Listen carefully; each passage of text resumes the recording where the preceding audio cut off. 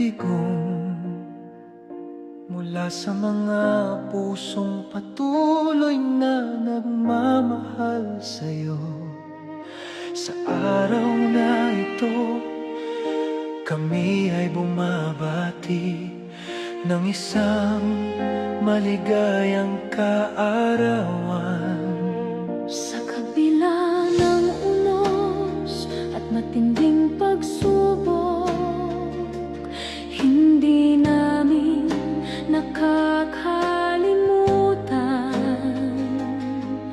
ang isang Pangulo, isang tatay na buong pusong naglingkod sa bayan.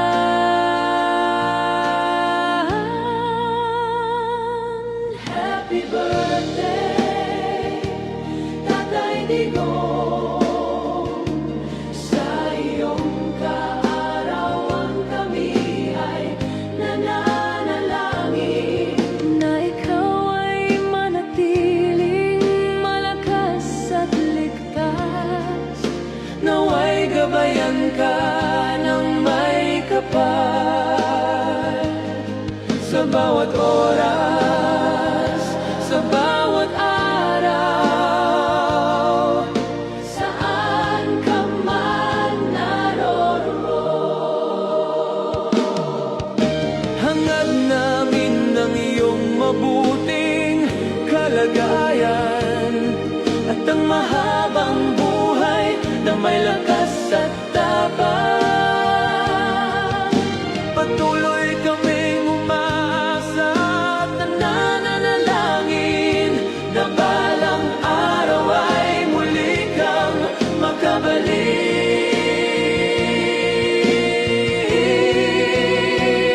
Makabalik sa bansang iyong minahal, Iyong minahal, sa bayang buong puso mong pinaglingkuran. handog namin sa iyong kaarawan. Tatay Digong, Isang awitin ng pagmamahal at pasasalamat. Happy birthday, Tatay Digong. kasama mo kami sa bawat laban hanggang sa muli mong pag-uwi sa inang bayan.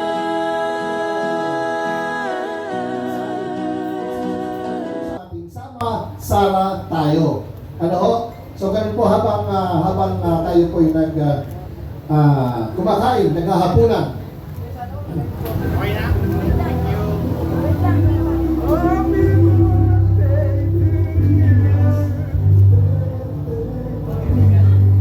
Muli mga kaibigan, sama-sara tayo!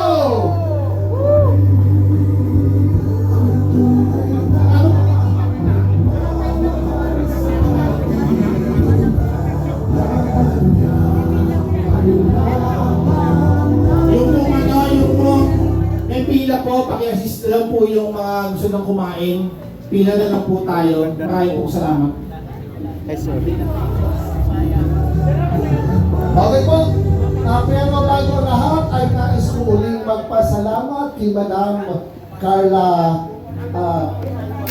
nakalimutan ko yung last name.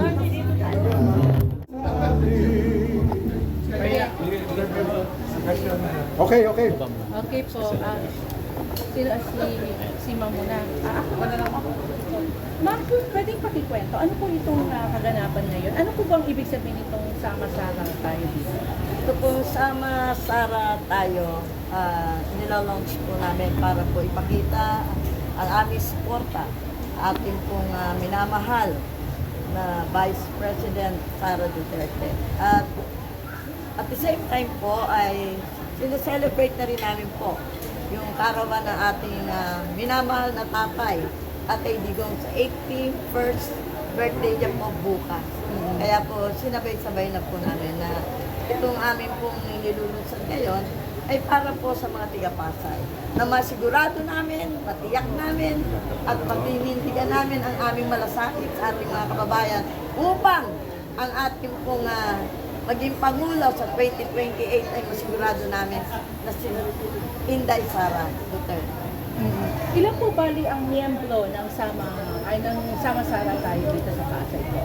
Sa ngayon po, dahil ito pa ay aming nilusan, soft launching pa lang po kami. Pero sa ngayon po ay meron na po kami mga 155. Sa ngayon po, nag-iisa pa lang ito sa National Capital Region, tama po? Opo, isa pa lang po ito. So, ang target nyo, mapalawak pa ho ba ito sa, hindi lang sa Pasay? Ano pa yung ano nyo, yung pinaka... Opo, hindi lang po ito sa Pasay. Talaga po kami lalabas ng syudad para po talaga ikampanya at matiyak po talaga yung kanyang kapanalunan.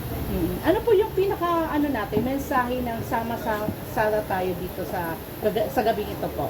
Ang aming pong mensahe ngayon sa gabi dito ay aming pong ipaglalaban ang kinabukasan ng ating bayan na mailagay at matiyak ang pagkapanalo sa 2028 ng ating Vice President Inday Sara. Dahil siya po ang tunay na may malasakit, tunay na may pagmamahal at tunay na ina ng ating bansa. Pwede po bang maipakilala niyo po sa amin kung sino-sino yung tumatayo o yung mga opisyal ng Sama-Sara Tayo? Bali sila na po magpapakilala. Una Sige po po. ang ating pong Ate Baby, Ate Baby So. Ito po ang ating ng bayan, Ate Baby So. Si Cap. Si Cap Boyti po, ng Barangay 170. Onslino Reyes po. Ako po si Bong Tolentino, isa din po sa mga container. Hector Bongat po ng Barangay 178. Advisor po namin. Attorney Pinching po, legal counsel. Yorme, bali bukas po yung kaarawan po ni Tatay Digong. Ano po yung mensahe po natin para po sa ating dating Pangulo habang mensahe na rin po sa ating mga kababayan na talagang patuloy na sumusuporta kay Tatay Digong. Tatay, happy birthday. Ang aming pong hiling sa kung may kapal ay maging malakas, malusog ka, at pagpatuloy mo ang iyong kalinindigan. Pagpatuloy mo ang iyong malasakit sa taong bayan.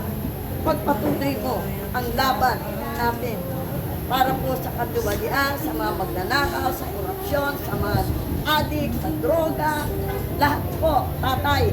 Mahal na mahal ka po namin. Mahal na mahal ka po ng mga Pilipino. At umaasa po kami na makakabalik ka at makakauwi ka. Tatay, I love you. Happy birthday po. Meron po ba kayong mensahe kay Tatay Digong? Kayo po. Tatay Digong, dating PRRD. Actually, hindi ko kasi tatawag na ex eh. Siya pa rin presidente natin. Happy birthday. Wish you good health. Long live. Pero kung talagang ano yung ukol para sa'yo ng Diyos, kung ano yung kakabuti sa'yo, nasa Diyos yun. Kay BP, sa kanyang anak, stay strong. Pag nai-imagine ko yung pinagdadaanan ng mga anak niya, kung nilalagay ko yung sitwasyon ko sa katayuan nila, mahirap eh. Pero mo yung tatay mo, ilang beses nag-birthday na napakalayo, mahirap yun. Parang napakasakit. Pero wala pong ginawa yung gobyerno natin eh. Masyadong hindi makatao, hindi makadiyos. Nagpalibing sa tatay ni BBM, pero ganyan po yung kapalit na ginawa niya. Yung nga sabi ko na yung pagiging Pilipino po natin nawala dahil sa politika. Masyado tayo magalak sa MRT, sa mga senior. Pero yung dating presidente naman, may katungkulan, binaboy nito, binastos nyo. Kanina, nung kumakanta ng happy birthday, medyo gusto ko matangay kasi hindi naman po magaling si presidente totally eh. Meron din siya pagkakamali.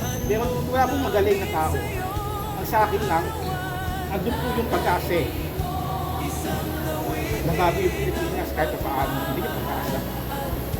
Pero dinalaro ako ng presidente natin ngayon. Hi, happy birthday.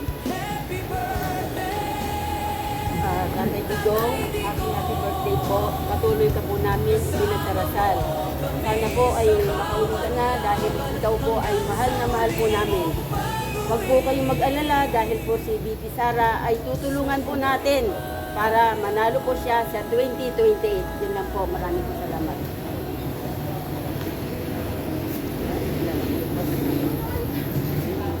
Wish po namin tagalusod ng Pasay ay magkaroon po siya ng isang kalakasan ng loob, ang kanyang kalusugan, habang nandun po siya sa daing. Tayo po ay patuloy na manalangin para po mabigyan siya ng kalakasan ang ating Panginoon.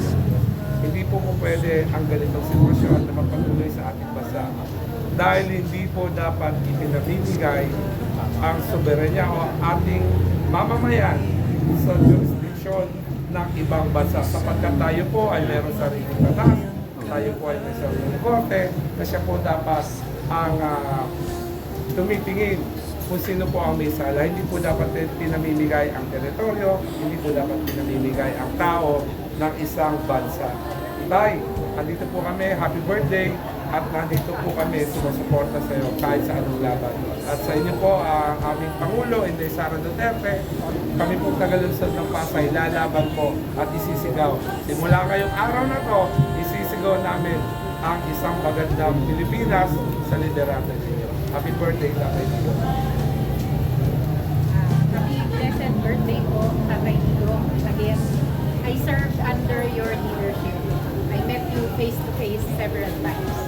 I shook your hand and sa 45 years ko po na nabubuhay dito, sa mulat sa politika, there will never be any other president like you na maipagmamalaki po namin that the streets were safe, that the criminals were scared to commit crimes. And bilang Kristiyano po, we believe that you were called to your position for such a time as this.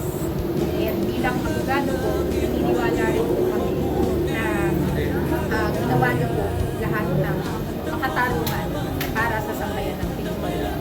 So we always praise God for your life. May the Lord lengthen your years and may the Lord bring you home safe. We love you po, Tatay. And we love BP Sara. We love you. Tatay Digong, first time I met you, marami na akong hindi pagkaan ng Pangulo ng Pilipinas. Kung nakita ko kayo sa mga pangkat, talagang pinagkagutan ko. Iba po ang dating nyo. Kaya kinakailangan makauwi po kayo dahil kailangan po ang pag-asa ng ating bansa. Ngayon pong gabi ito, ang nasabihin ko lamang po sa inyo, muna, maligaya na ako po sa inyo. Maligaya po ang bansa. Bali, siyempre, kung ni Tatay Digong, ito po yung regalo namin sa kanya. Yung magbubuo ng sama-sala tayo. Dahil siyempre, kapulito yung anak ni Sara, sinasabi niya, yan ang panlaban niya talaga. Yan talaga yung panlaban natin, babayan natin, regalo namin sa kanya. Yun lang po. Thank you. Thank you. Oh, magsama-sama tayo, sabay-sabay tayo. Magsama-sama. Magsama-sama tayo! Sa 2028. Okay, ulit. Ulitin. Pilipinas, Sama-sama tayo 2020. Pilipinas, magsama-sama tayo. 2028, okay? Okay, ready? Camera. 1, 2, 3. Pilipinas, magsama-sama tayo sa 2028. Isa pa. Wala na pala. Take two.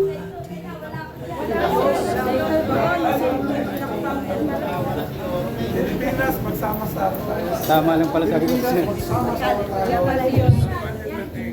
Mabesa talaga. Pilipinas. Oh, 1, 2, 3. Pilipinas, magsama-sama tayo sa 2028. Yun, no? Ayan!